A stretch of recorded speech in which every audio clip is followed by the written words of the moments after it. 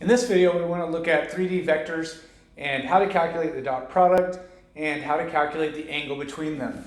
So, dot product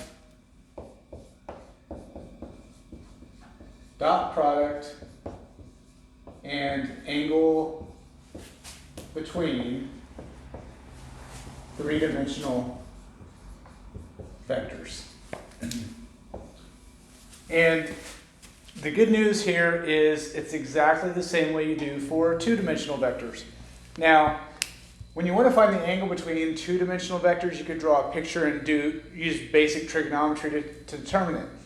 But you could also use the dot product, and that's the approach we're going to focus on here, because drawing a picture of the 3D vectors is pretty difficult to do. So we'll take the dot product approach here as well. So let's see. Let's take an example of two 3D vectors.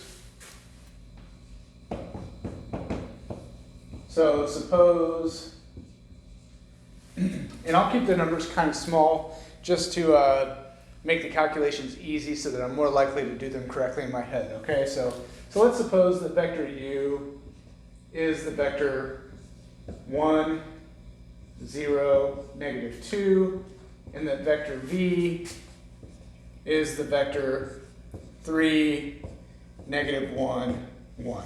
Okay? So with these two vectors, what I want to do now is, so first let's look at part A, let's say. Part A. Let's determine u dot v. And again, when you put a dot between two vectors, it does not mean multiply the vectors, it means do the dot product of the vectors. So u dot v means we're going to take vector u dot product vector v.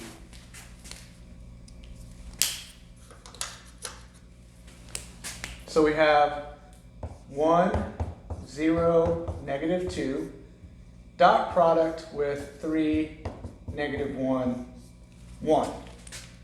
Now, to do dot product, you multiply the corresponding components, right? So 1 times 3 is 3, 0 times negative 1 is 0, and negative 2 times 1 is negative 2.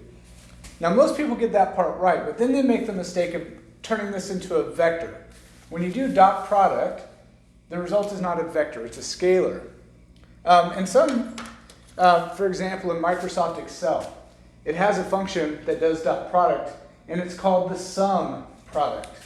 If you call it sum product, that's actually a little bit more indicative of how to do it.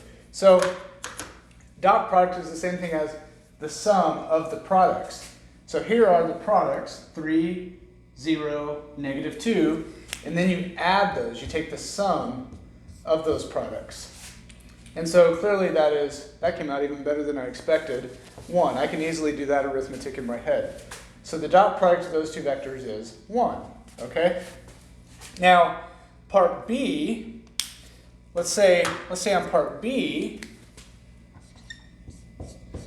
determine the angle between u and v. And we're going to do this the same way we did in two dimensions as well. So dot product works just like two dimensions. You just have to multiply that third dimension and add it. Okay? So if I want to do the angle between the vectors, then that's going to be the cosine inverse of the dot product of the vectors divided by the magnitudes of the vectors multiplied.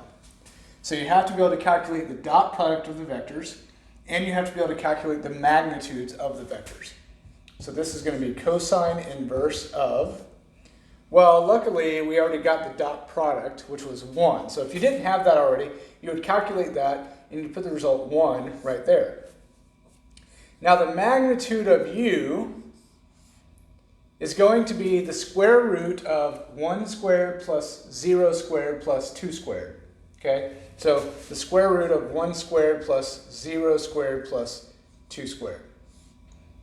times the magnitude of v is going to be 3 squared plus 1 squared plus 1 squared. The square root of 3 squared plus 1 squared plus 1 squared. So now we've got the cosine inverse of 1 over, well, this turns out to be 5, so that's the square root of 5. And since both of these are under square roots, we can multiply all of it together under one square root. So this gives us a 5 under the square root. This gives us 9 plus 1 plus 1, so that's 11.